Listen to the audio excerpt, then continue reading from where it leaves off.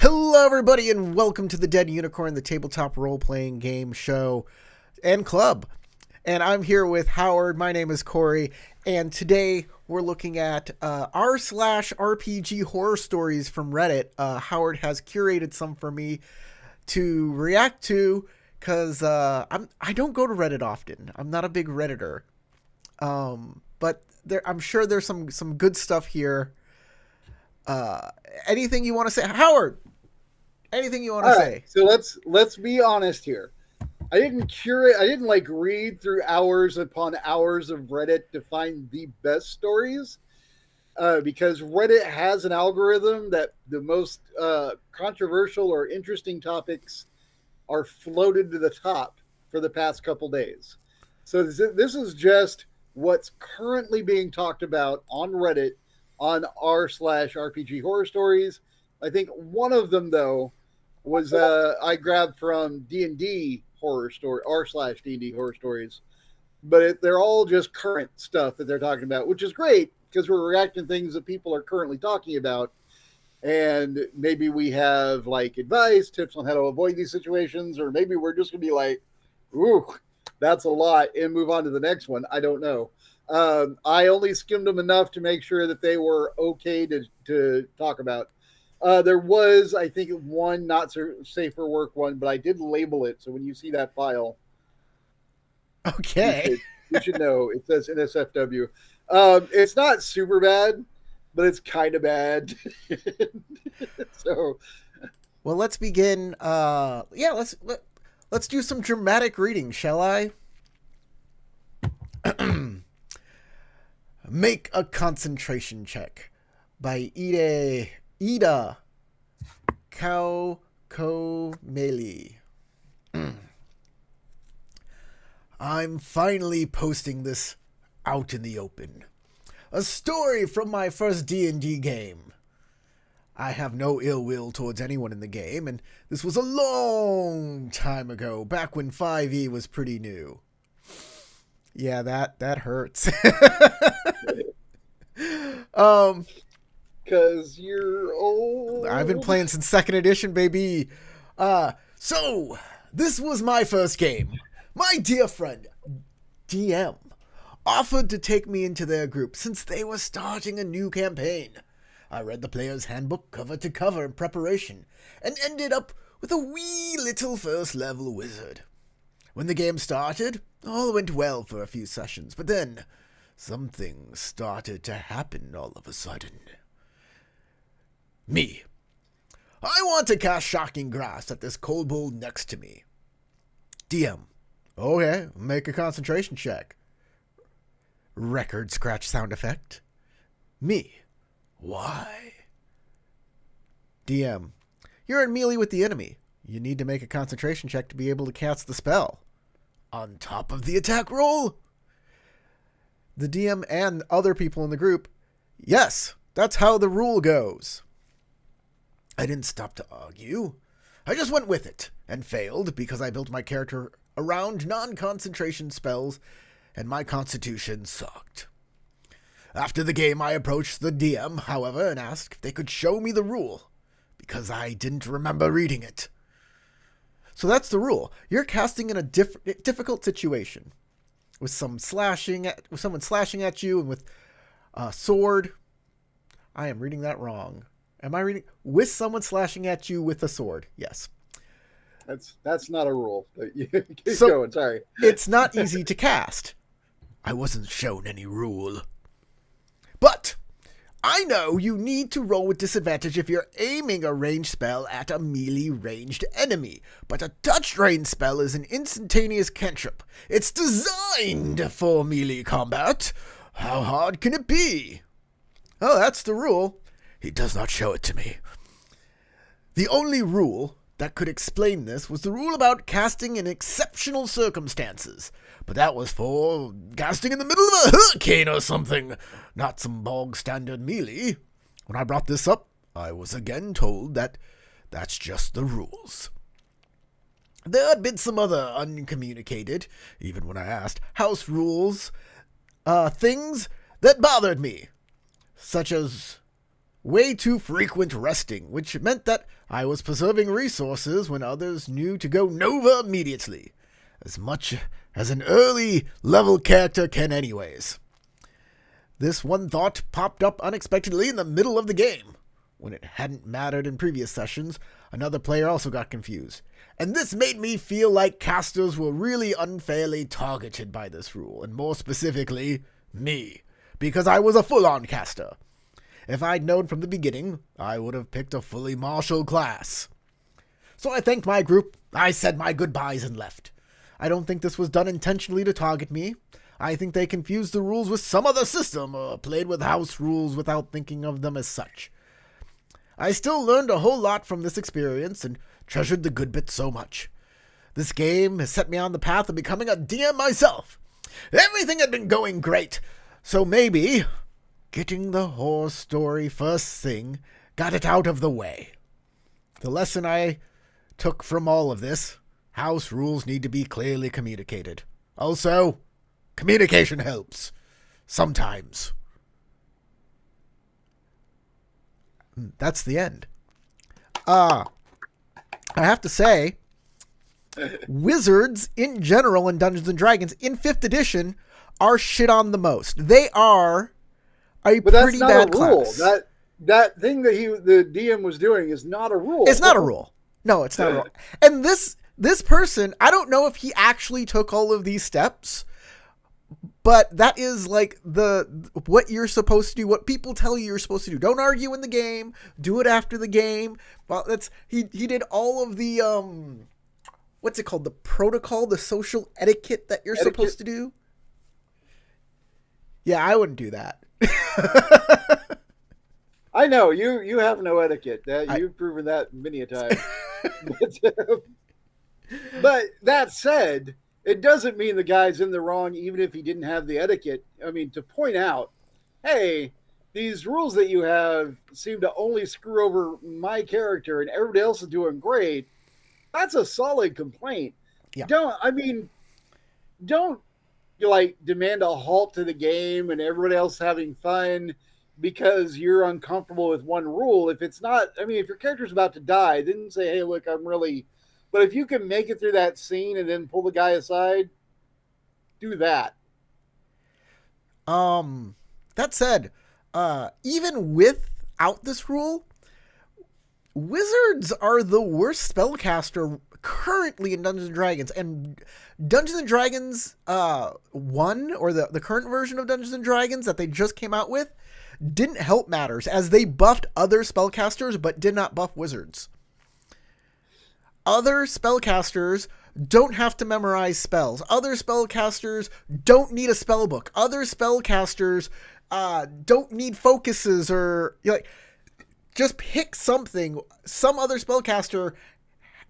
Actually, most spellcasters need foci, and they have a get around for it though. That once you have a foci, you don't need material components for most spells unless it requires a amount of money to buy it. What I'm saying is rangers don't need foci, druids don't need foci. What I'm saying is every other spellcaster has an exception that a wizard has to follow. Wizards have to follow every single thing. No, rangers need foci if the spell requires material components, or you can use a focus to get around it. That's not changed. Maybe. I don't know. I'll have to look it up. You can't be mad about stuff and then not know stuff. Come on.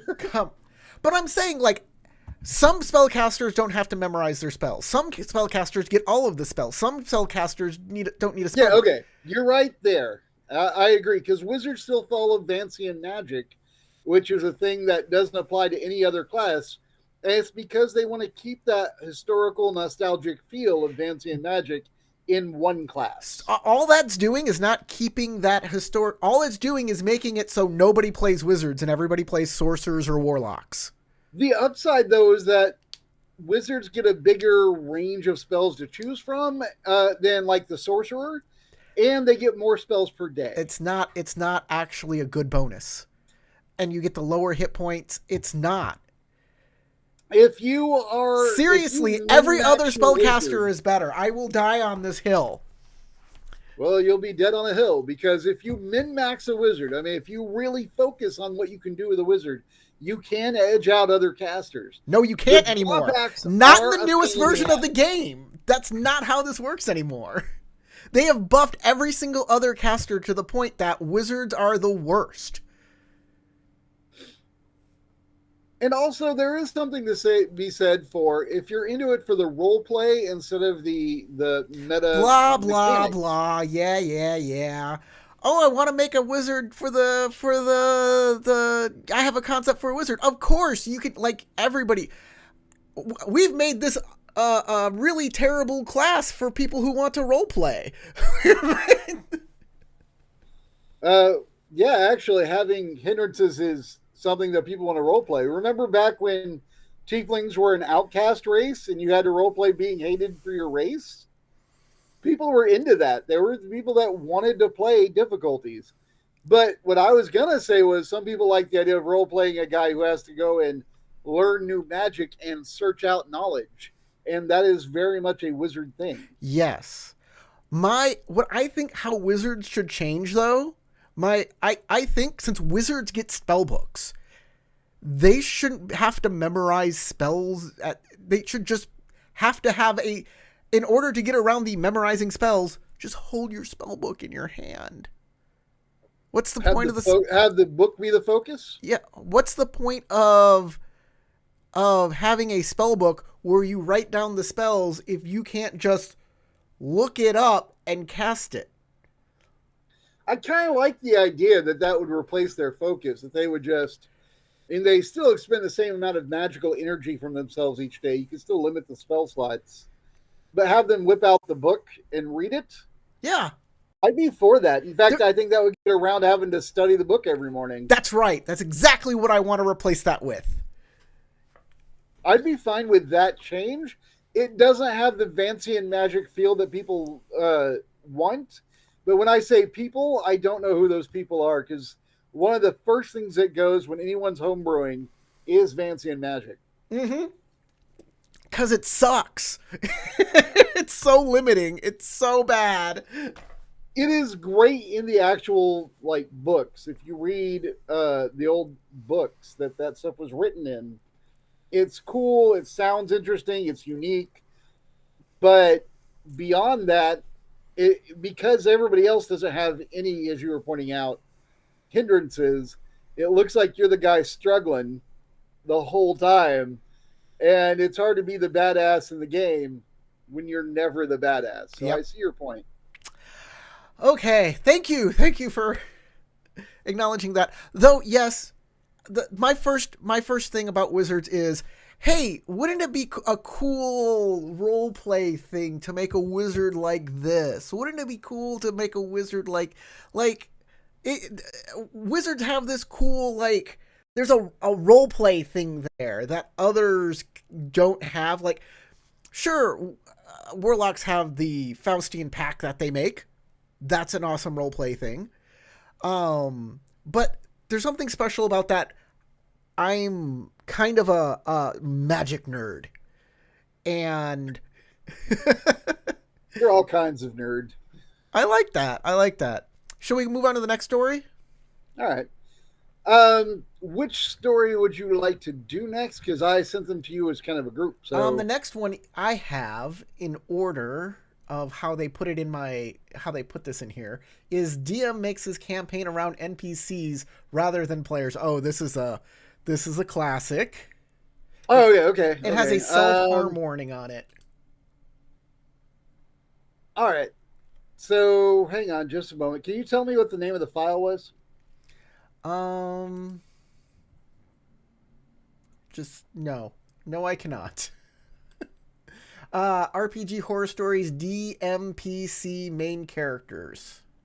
Okay, DMPC main characters. I don't know if people can read this. I'll try and Got it. zoom in here. All right. Since I knew you wanted to read them, I didn't know we were going to do dramatic readings, but I'm totally down. I want Let's to play do it. This is my interpretation of Babka v. Kada 2012. I have no idea who this person is, and they're going to probably think I'm making fun of them on the weird chance they ever see this. We don't know any of these people. No And clue. nothing against Just them. We're random just making Redditors. silly voices. So, sorry for my potential grammar mistakes. English isn't my first language. Oh, I didn't know that. No, I'm not going to do a racial language. That would be bad. I'm gonna stay where I was. Also, I don't really know. It does contain harm or self harm. My friends say it both, so be aware. So it all started when me and my future DM were co-players in a D&D campaign.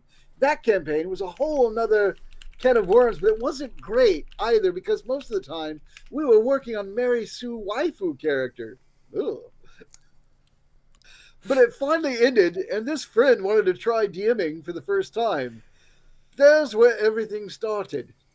Full context, GM has his own universe with a bunch of characters, and few of them I like, so a lot. So when he said he wanted to make a campaign, I was excited. So imagine my excitement when I learned that we'll have our personal classes and not usual D&D ones.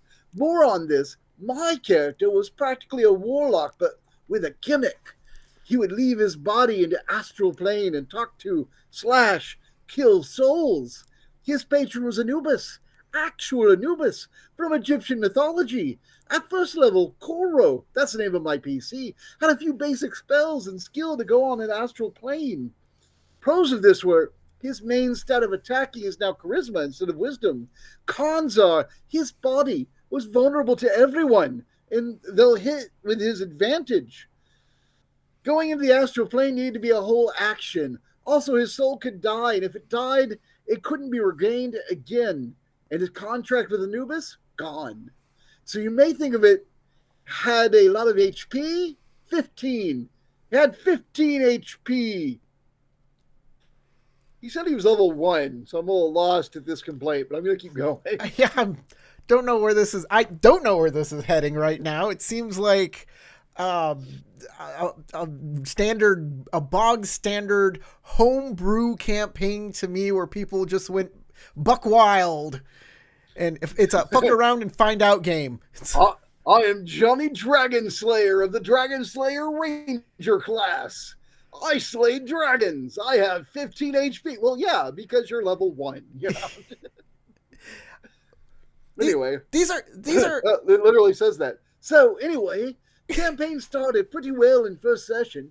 We had little detective story where my character had his time to shine. But after that, we had dungeon-like quest on visiting abandoned lab because setting his modern life with superheroes. Oh wow, that changed everything. All right, cool. Which featured my favorite character in the whole setting. There wasn't a lot of her, and she did her part on work good, but at the second part just disappeared. But next session was just evil. We had training match where we had to fight GM OCs. OCs? Is it old characters, maybe? No, it's original characters. Original characters. Okay, Which I is, didn't know that one. I guess whatever. I mean, it's his world with his. If you're the game master, all the NPCs are your original characters. Yeah, whatever. Well, I mean, there's like Drizzt and like Elminster and those guys, but like. Okay, well, I guess those are OCs for if those authors are running games.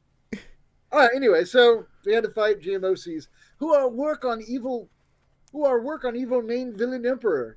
It was 1v1. And every time it was a baby versus nuclear bomb type of fight.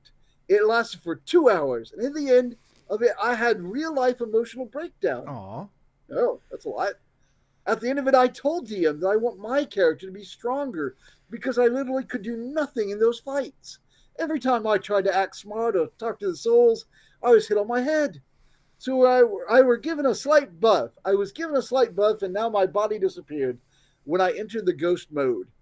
It wasn't a full action move, and my soul had hit points.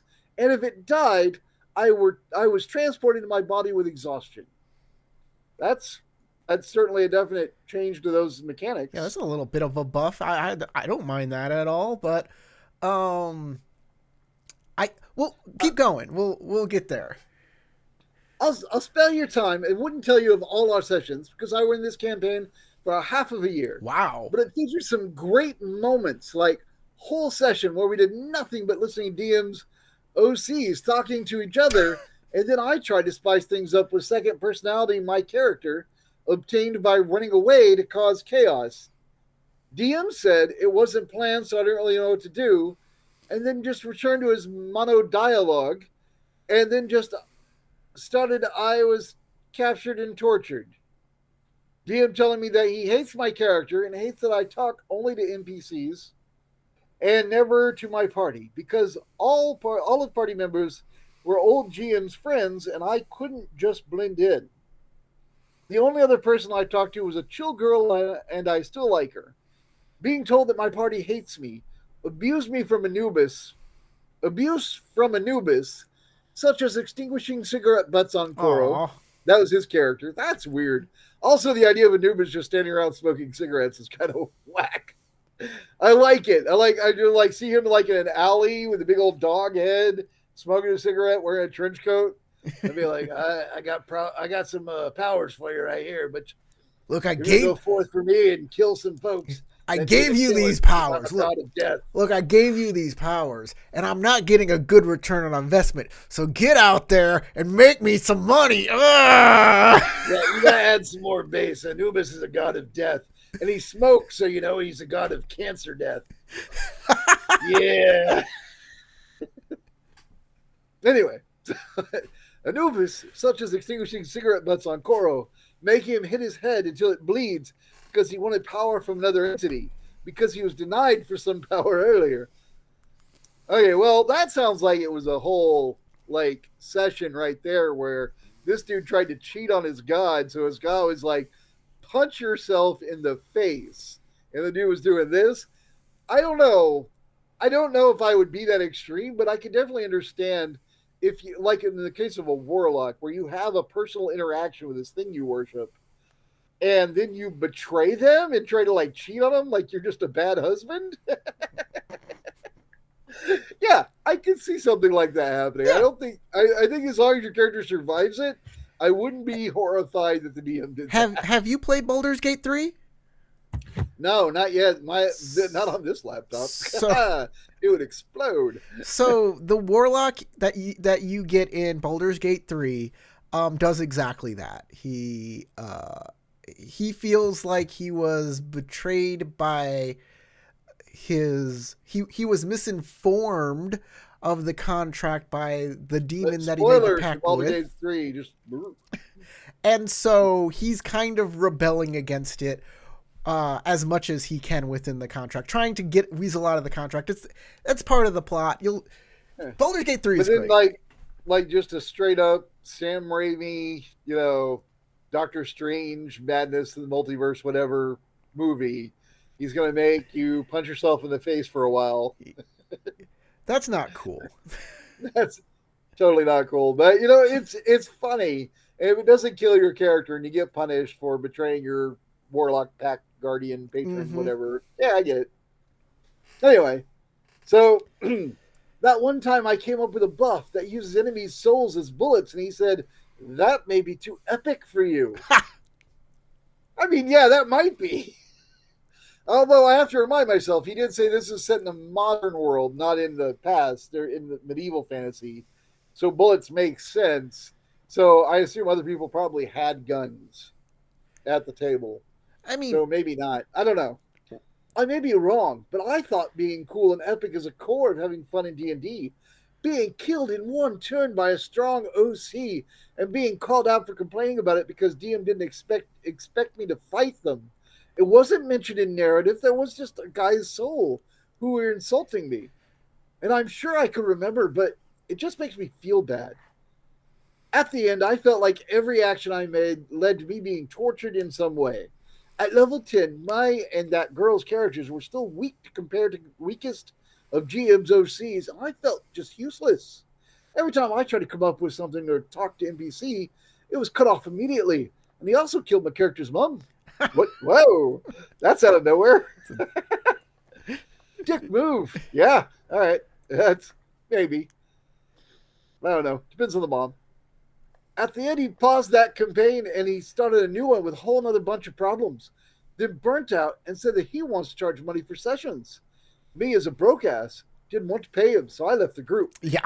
At the end, I think he didn't want to make a story for his players, but instead wanted a story to his OCs and us somewhere at the second plan. We participated in big events, but just watched and never did something. Because of ADHD, I was playing games while listening to him. But I'm sure if I hadn't, it would have been the most boring 2 hours of my life every week.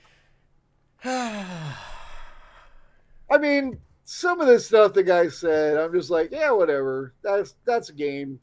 And some of it, though, yeah, DMPCs can't be more are not supposed to be the ones in front. The whole point of the story is you guys play the protagonist, and I'm the game master. I've decided. So Am creating the world around you for you to be the heroes of. you just used a very coded term, DMPCs. So he uses the term DM's OCs, like the DM's original characters, but these are DMPCs is what this really is. So would you like to explain to everybody what a DMPC Yeah, is? sure. And you know what? I didn't even notice that I switched it until you pointed it out. But I did switch it. You're absolutely right. The DMPC is a bad idea. And my first experience, the same, might be the same as you. I don't know. We had a guy in our group that sometimes ran games, and when he did, he always would put this extra dude in the party, and this dude always had demonic plate mail that had superpowers. We're all like level 1. And this guy, he's like, oh, he's level 1, just like you guys.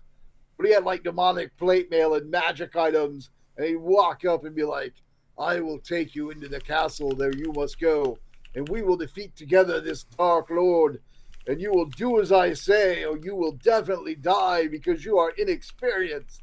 And I'm like, well, he's clearly not level 1 because he's experienced. That's what you're telling us. And the DMPC is basically saying, all of y'all are background characters along for the ride as I tell you the story of this hero doing this thing in this story, and you might as well be following along with your apple cart asking people if they want to buy apples. It really doesn't matter what your class is or your race. Yeah. And sometimes you do put in a DM PC in there to like help round the party. There are good ways to kind of do it where you're trying to help the party, but there's always this It's like a struggle. There's always this feel that DM PC is just gonna you're going to favor him somehow because he's your character. And whenever I have to do it, I always make the DMPC. I basically I don't call them that. I call them NPCs because I don't want to play them. Oh yeah. And I further that by I do everything I can to prevent them from making any type of final decision on what we're doing next. Even if they're asked, I make them wishy-washy, or I'll say, well, I want to do this because it'll be something very related to them that doesn't help the PCs at all. Thinking they'll PCs will be like, well, okay, that's his thing, but we have other stuff to do. And sometimes the PCs will be like, well, we have to help Bob. We're going to help Bob go do the thing. And I'm like, oh, alrighty then. I guess they're helping Bob do the thing. Sure. Don't feel bad about that at all. You had a concern in my old Dead Unicorn Dungeons and Dragons game where I had you do an escort mission for this elf. And at first the elf was a little more powerful than you guys and kind of helped you out in some battles. And you were like, is this a DM NPC? And I was like, no, because first off, he didn't have a PC character sheet. He was an NPC character sheet. And by the end of the escort mission, every single one of you was more powerful than him because you gained levels and experience and he did not. That's cool. You know, I put an NPC to help the party at the beginning of a game. This was actually a champions or hero system game, and everybody's playing superheroes, and the superheroes are just now finding out their powers. And there's this government agent who's trying to recruit them into this government agency so they can become basically the Avengers. I didn't call it Avengers. I wasn't running Marvel, but you get the idea. But this guy had powers too. And everybody assumed it was my DMPC. And I was like, I don't do that. I don't play that way. I was actually going to Coulson this guy. And I say that even though I ran this a decade before Coulson was a thing. But in that, it occurred to me, this guy's going to help. He's going to do whatever he can to help these guys become a team. He's gonna say whatever you want to negotiate with the government, I'm gonna make it get it through. And the whole thing was I was gonna give them just way too much leeway than any government agency should ever allow, because this guy arranged it, and then I was gonna have this guy die horribly to give them a reason to come together and go, oh, we gotta do it for that guy. And I don't remember the agent's name, but he was Agent so and so. But everybody assumed he was my NPC, my DMPC, yeah. And when I realized that, I was like, I need to kill him way faster. So there's a couple other things I'd like to touch on in this story. The first is he also killed my character's mom. Dick move. And if you're, I feel like there's got to be some setup that was left out. Yeah. So these are always written from the point of the view of the person that's aggrieved. So you never know what the other side of the story is. Because for me, I don't mind fridging a family member of a PC to motivate them to go after a villain. But here's the thing. I will make that villain defeatable so those people can get the catharsis of defeating the person that defeated that killed that fridge. If I killed your mom and then you kill me back, you can at least move forward and feel like an arc happened for your character. Exactly. I've had game masters that look at any character mentioned in your background as the thing I'm going to kill to motivate you today. And I had literally a character that had no family ties. This was in a vampire game. So he was a vampire. He'd been around for a few hundred years. So he had no physical family ties. He had betrayed his clan, so he wasn't a part of that clan. So there was really no one to kill for him. But he had this trick that he did where he would say he was loyal to a group he wasn't by naming his dog for the group. And then he was very loyal to his dog. Killed his dog. Because there were powers I could tell if you were lying.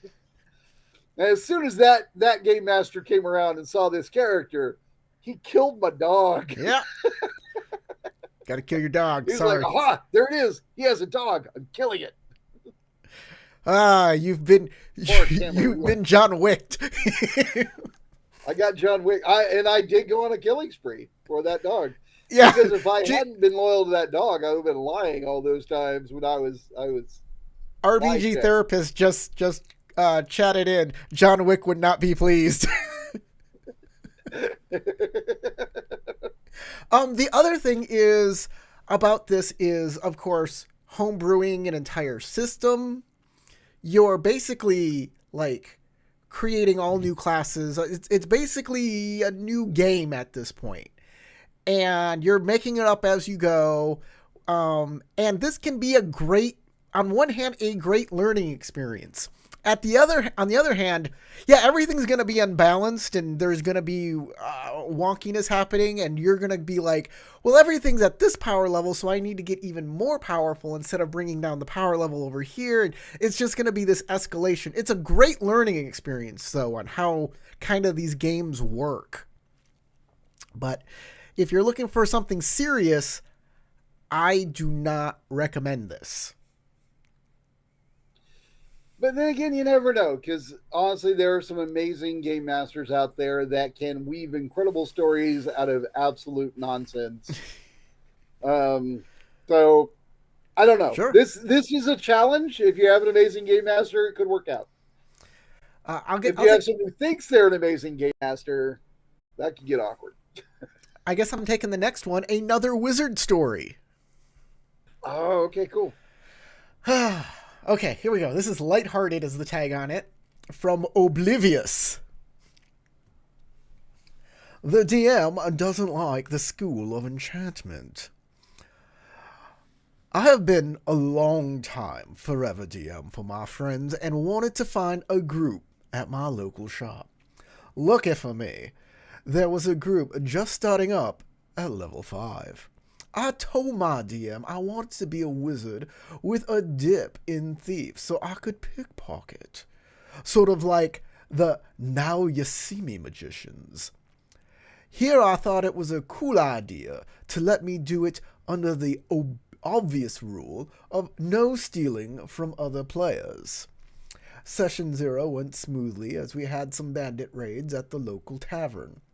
For context, I'm a level 2 enchantment wizard and a level 3 thief, so I have a hypnotic gaze and fast hands. I managed to get one of the first bandits gazed, and then I used my quick hands to put manacles on him. After the fight, we turned him along with any bandits that surrendered when the guards came in. It's at this point things got a little weird. As he stated, the guards were looking at me like a suspicious person, but I thought nothing of it since this was a mid-fantasy game. But maybe this town was not used to magic users. Next session comes around and we get a request from a local to find out where the local bandit hideout is. Our rangers leave to scout out the land and scrape to find the bandits, while the cleric asks the local church about which direction the bandits are coming from. That leaves me and the swashbuckler twiddling our thumbs. The swashbuckler asks around and learns of rumors that there were a local who had ties to the bandits. We both go together to confront him. We manage to get him in an alleyway and we both dash to catch up to him. I use hypnotic gaze on him, but the guy screams for the gods. I ask the DM if that means he passes his roll, and the DM says he doesn't need a roll. All of a sudden, 2 gods show up, and I get ready to roll initiative and then start running, but the DM says the gods capture me and put me under arrest for malicious magic. At this point, I'm just confused and ask what I did wrong, and the DM OOC says that using hypnotic gaze is an evil act, and I'm lawful neutral. And the fact that I'm using it is creepy. He jump cuts to me being put in a jail where the swashbuckler is just ignored by the gods. The session ends, and shortly after the DM says I can roll a new character if I want, or change my magic school. But I was not having that. The DM says I can make an enchanter thief only to change his mind when I use hypnotic gaze. Has me insta-arrested and calls me creepy during his moral power trip. Yeah. You know, on the one hand, I agree that hypnotic gaze uses any use of enchantment. Anytime I grab your mind and alter it so I can make you do what I want you to do, is that I can see where someone would say that's an evil act. But also, like the martial classes, every time they pull out a sword and stick it in you, I'm pretty sure that's an evil act. Because you wanted 0 swords in you and you got one. I mean, they're both different kinds of violence. I agree. That said, I'm hearing that you're saying that you agree that Jedi are evil from your point of view. I'm saying that to say that all Jedi are evil would be an absolute, and only a Sith. And when I say only a Sith, I am aware that that's an absolute. Touche. Yeah, this is a weird one. It could be the game master had a personal issue with the idea of mind altering other people, and I don't know why. I'm not saying I don't want to guess what their life is like or anything. I'm just saying maybe they had like personal issue that they didn't express well. This touch triggered them a little, and they overreacted and took it out on this person's PC. Yeah, it might be. The weirdest part of this, I think the weirdest part isn't that enchantment magic is illegal. The weirdest part is that the guards capture him and throw him in jail. No rolls, no like it just happened, and he's like, make a new character. Yeah, I don't like jump cut. That seems totally unfair. But you know, that's that's what was used. And I think better, honestly, and I'm just going to say this as someone who's run millions of games. If you're playing your character in a way that I feel is 100% disruptive to the game, I'm not going to say I don't. I personally have an issue with you using mind control spells or whatever. If they're in the book and you're allowed to use them, use them. But if you did something that I thought was unsavory or I didn't want it in my game, I would either, if I was incredibly bothered, I might be say something like, "Hey, can we stop game real quick? I want to have a talk with Joe over here." There's no Joe in my game. I'm just random name. I want to have a talk with Joe. We're gonna go over there, and this will be just a cigarette break, food break, whatever y'all need. I'm gonna talk to Joe, and I would tell Joe what was bothering me, and see if we could work it out. And if he's okay with it, he could not do that. If he's not okay with it, and I'm not okay with it, then that could be the end of the game, or at least Joe's involvement. You and your communication. Just I know I'm the worst. GM therapist. I mean, not an amazing experience as a player, but I wouldn't go so far as to call it a horror story. Yeah, it's sort of a, oh, this is awkward. Yeah. I agree with that commenter. I think it's what I think is very weird is that this player says that his character is lawful neutral, but he made a pickpocket. Yeah, that lawful pickpocket. I only pick the pockets of the people that are criminals, and there is a law on the books that says that's cool. What a weird law. I guess. I don't know. Seems weird to me. Anyways, next horror story. We got a lot of these, and we're halfway. Oh my goodness, we got 20 minutes left in this. Yeah, I'll tell you what. How about I pick one?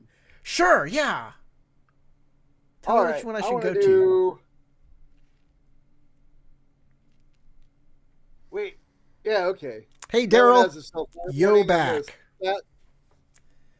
Here we go. Make a concentration check. This is the file name was Story Bad Rule. RPG Horror Story Bad Rule. Make a concentration check. / RPG Horror Stories. That was the first one. That was the first one we did. Did we did that one? We did that one. It was the first one. Damn it. All right. Other players making me feel stupid and useless. Oh gosh, that sounds bad. Let's do that. It might be under playstyle. I got it. Clash. I got it.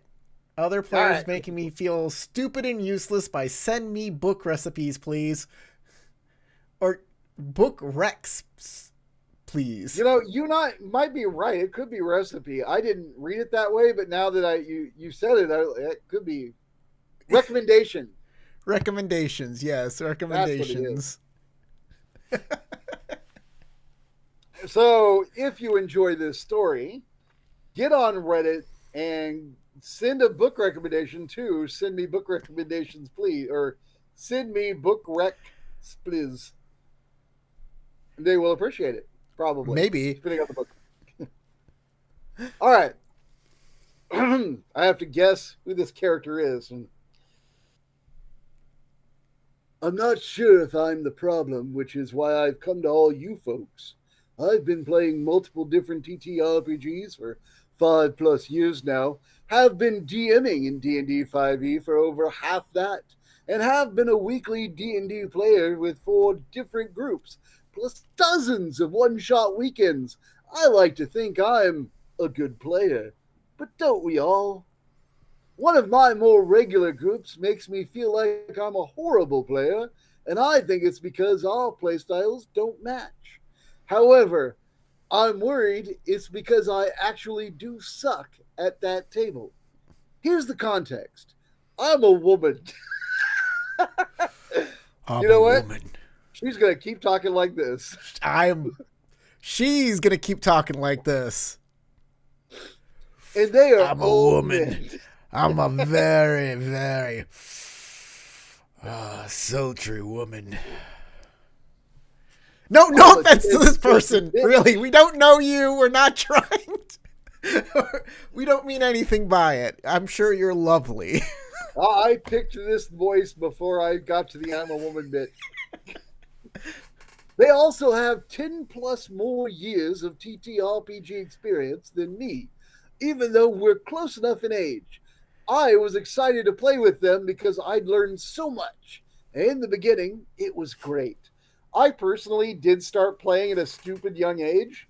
So when I'm with groups that are my own age, I still have that more experience. So I get that. Mm-hmm. I started at like 6. However, 8. after a few months, they started having little post-session powwows, tell me everything I did wrong, and that has continued for years now. They are metagaming murder hobos who solve that's fun to say. Metagaming murder hobos who solve every problem, encounter, and plot hook by killing everyone and looting. And yes, they get mad at the DM when there are consequences for such actions. I'm talking having monster stat blocks open on their phone as we're in combat metagaming. So if my character wasn't min-maxed for murder, I'd hear about it. My barbarian didn't grapple enough. My bard didn't buff enough. My wizard is useless. Corey's with you. He doesn't like the wizard. Loot that body. Loot that body. Here's where I think I may have fucked up. I used the RP a lot, and I pull a lot of plot hooks to the pull a lot of plot hooks the DM left for us. But because they don't, and just look for the next fight, it ended up being a lot of things led by me or focused on me. I'm talking the DM outwardly admitting to only weaving my backstory into the campaign because no one else bothered to write one. That makes me uncomfortable because it didn't feel like I was making enough space for them at the table. I have asked the DM multiple times to not make me be the face or talk to me directly instead of the whole group, but he always falls back into that habit. And if I was a player where one person was getting all cool lore drops and attention from the DM, I'd be upset. So a year ago, I completely changed my playstyle. No more good aligned characters, no more issues with killing innocents, no more interacting with NPCs, no more backstory. Literally, my current character is an antisocial, but I was going to say berserker. It says baker? Baker. Antisocial baker. Antisocial baker who got drafted into the war. That's it. Just here to kill and follow the whims of her troop because she has to. I really like that she was a baker who got drafted and she doesn't like people. And she's like, she's I'll harvest wheat. I can make bread tonight.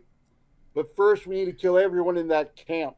She started that sentence with literally, which made you feel like her character was going to be more epic than it is.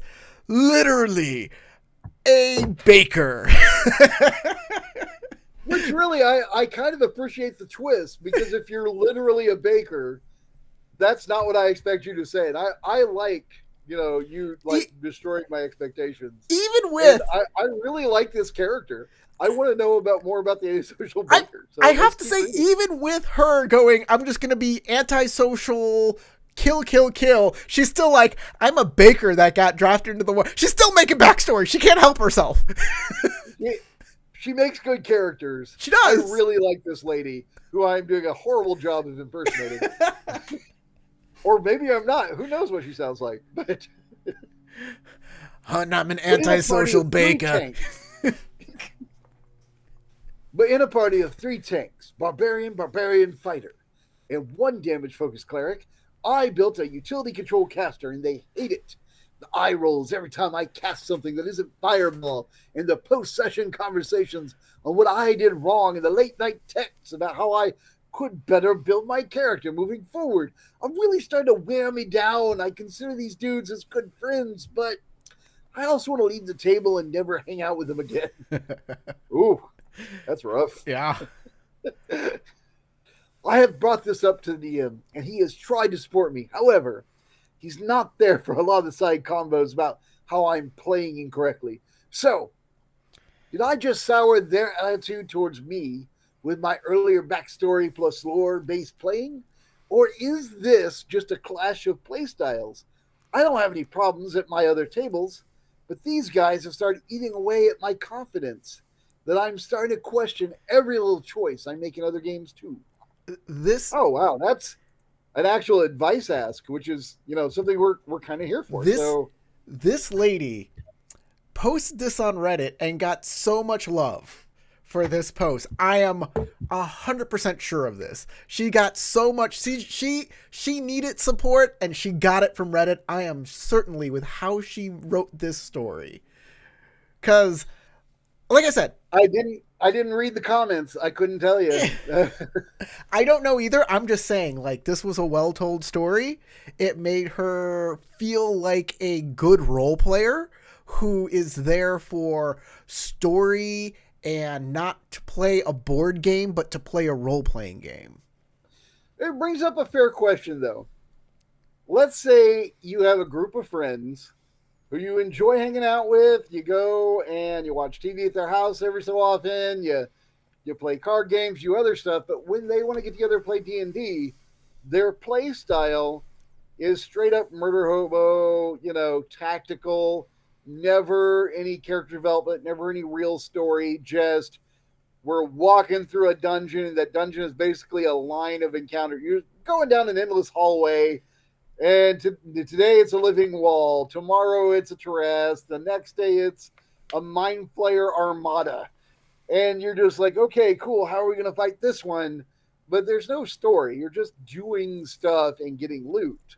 And this doesn't interest you, but they're your friends. And that's what she said. She's ruining their game by wanting to play the way she likes to play. And that's actually a fair question. Should you play the way everybody else at the table is playing? If you're in the minority, I kind of hate to say that makes sense, and you probably should try it. It's sort of like if everybody at the table is like, hey, we want to just play poker, and they break out a deck of cards, and you play the deck of cards, you get your cards, you're like, how do I feel about this? And you want to role play through your poker hand. They're like, just what the hell's in your hand? Are you going to bid or not bid? Are you folding? Let me think. Let me see what my cards are feeling. What the hell are you talking about? But poker doesn't have the word role play in the title. You're not wrong. That said, yeah, there are people who view Dungeons and Dragons like a board game. And when I first ran Dungeons and Dragons when I was 8 years old, I ran it like a board game too. That's how I viewed it. And it wasn't until I met you at the Comic Storm that it kind of, I was 12 then, I think. I think I was about 12, and then it started to broaden my horizons on what this game / kind of art form is, And here's my bad advice for this lady. Right? Here's my bad advice. You be the dungeon master or the game master. Run something other than Dungeons and Dragons, something they don't know, and something that is narrative oriented, and see how they fare in it. See if it changes how they interact with the game. 7C second edition is a really good one, but like Fiasco, just something that relies on storytelling rather than combat. Don't skimp on it. Don't leave combat out because they enjoy it. They should have that experience, but something that works more on narrative. I think that's a great idea, but it may be a terrible idea because you may not be well suited to being a game master. And I don't want to put you in a situation that you don't want to be in, like a game master. So take my advice with, who am I talking to? She's not even here, but that's kind of how I view it. But hey, if you ever see this and would like to interact with us, look us up. Dead Unicorn. Dead Unicorn. Because you're watching this. The links are in the stuff below. We'd love to have you on. We think you're awesome. Um, let's see that. Daryl says, find another table. Unfortunately, find another table. I mean, that's Yeah, that hard, was and the you don't thing, want to though, is abandon. they are her friends. They are her She made friends. that Yeah. clear. Plenty of PBTA games out there. I don't know what that means. I don't know what PBTA is, therapist. Player versus the adults. PB. I don't know. I can't even like possible blows targeting anarchists powered by the apocalypse engines. Oh, okay. Powered. I heard V like Victor, so I was like players versus. But you said B as in boy. Yeah, B Or as in boy, powered by the apocalypse engine. Yeah. Like thirsty Yeah, sword I've lesbians. heard Yes. that. I haven't tried the whole that engine. I'm curious about it. But I gotta get that game together, and it keeps getting put on the back burner. I really have to finish the Legend of the Five Ring Shadow Empire story. We're in the last arc, and I'm creating that final story right now. So, do you want to pick one last story to just read on? I guess we can do one more. I mean, we got 4 minutes technically left in the stream, but we can go as long as you want. There's a good one that's kind of short. Players fell in love it with is me. the RPG horror story. Player fell in love with me. But I'm married, and one of the players is my husband. That is the gist. Ooh, this is freaking drums. I love this. Look, I've had my share of RPG tabletop trysts, and yeah, this is you've targeted me with this one, haven't you? Oh yeah, because it's never happened to me. Life is crazy and messy and sloppy, and whew. Let's see what this one's about from Minimum Butterfly 648. At least you know going in. This is a lady speaking. This is a lady speaking. Should I do my smoking cigarette? Never come in. So I'm typing this on mobile, so apologize for the formatting. I've been playing D&D with my husband for 5 years, and this is my first campaign DMing. We're playing this with his friend group, who are Pat, Marie, and Dylan. It's not their real names, but you get the idea. We've been playing for the last 3 months, and everything's been going great so far. The party works well together, and there's really no issue, except Dylan. Elfin Dylan.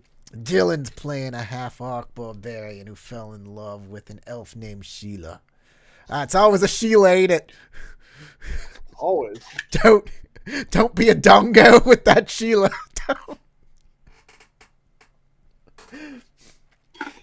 Shout out to anyone who's Australian who's watching.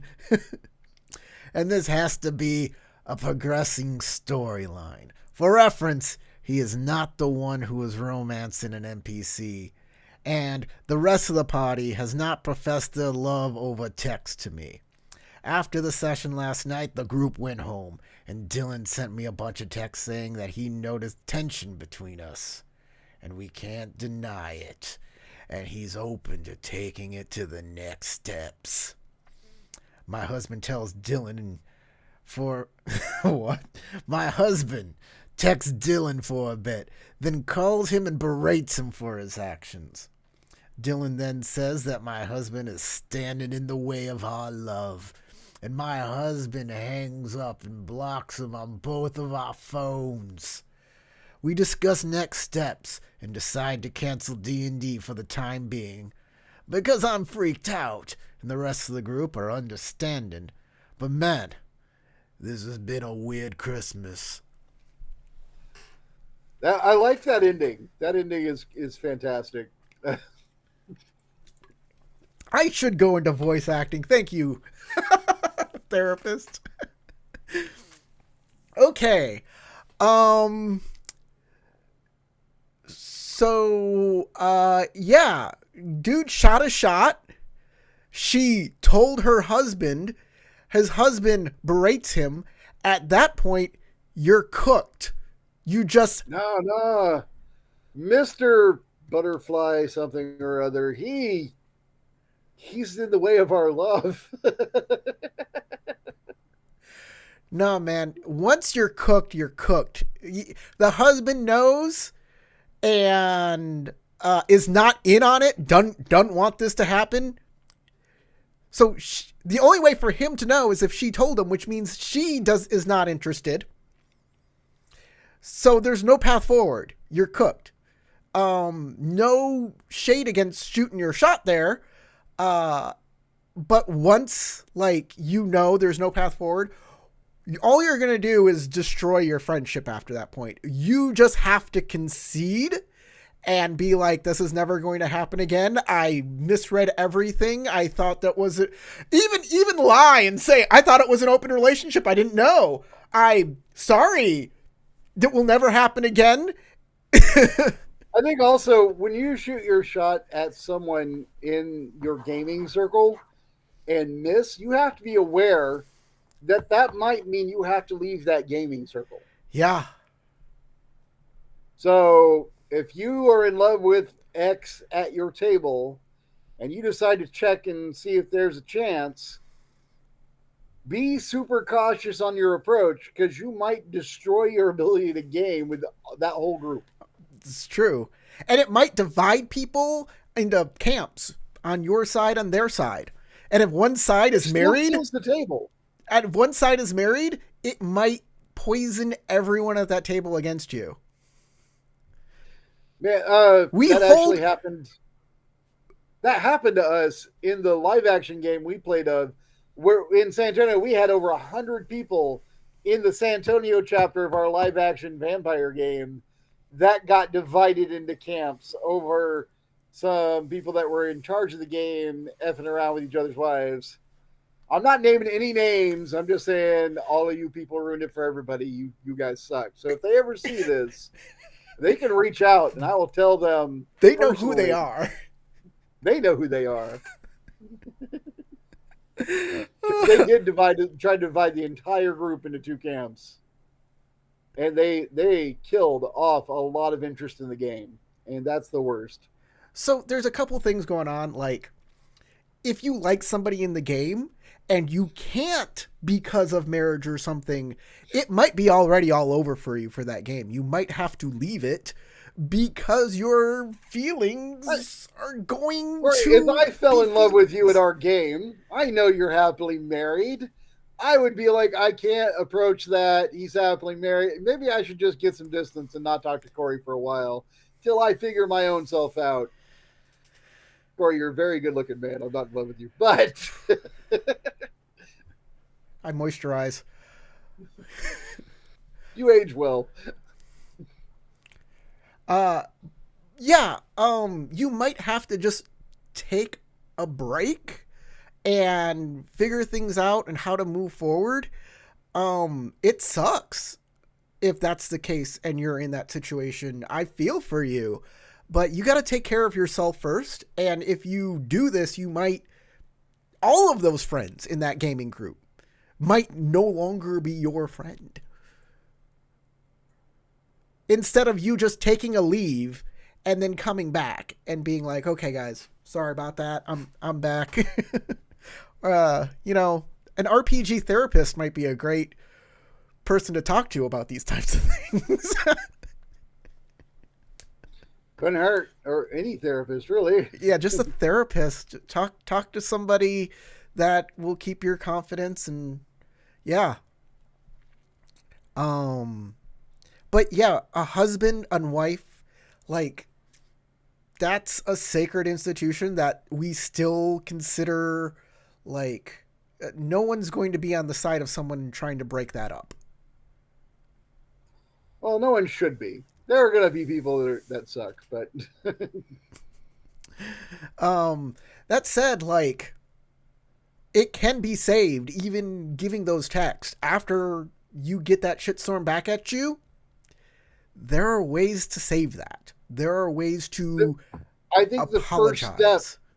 is to apologize. Just straight up, I misread things. I saw stuff that wasn't there. Maybe it was my imagination. I am so sorry. Mm-hmm. I did not want to upset anyone. I would like to go back to the way things were. I don't want to do anything. I don't want to F all of this up. We had a great game. Let's do that.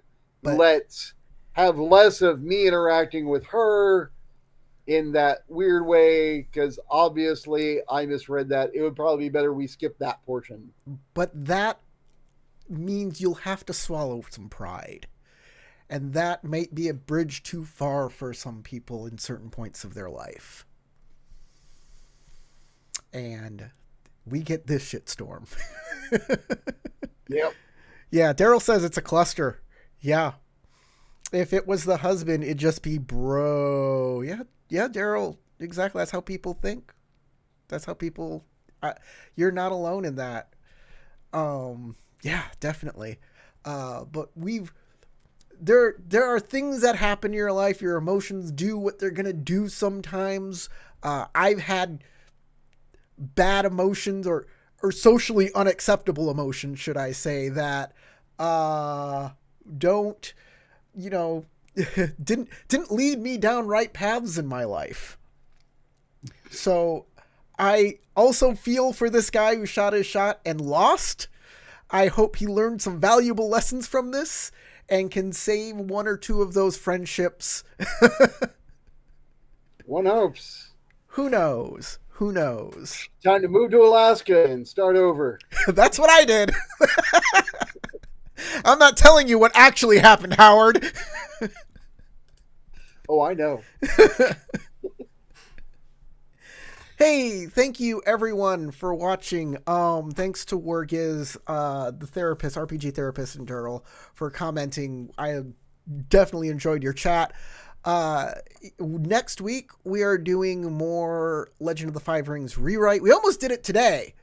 Howard had some problems with his computer, but we're trying to follow our schedule. 1 week is Howard, next week is Tarek and the RPG, the Legend of the Five Rings rewrite. Yeah, it's been great. We'll see you next time, next Sunday afternoon. Until then, from Howard, my name is Corey. Go roll some dice.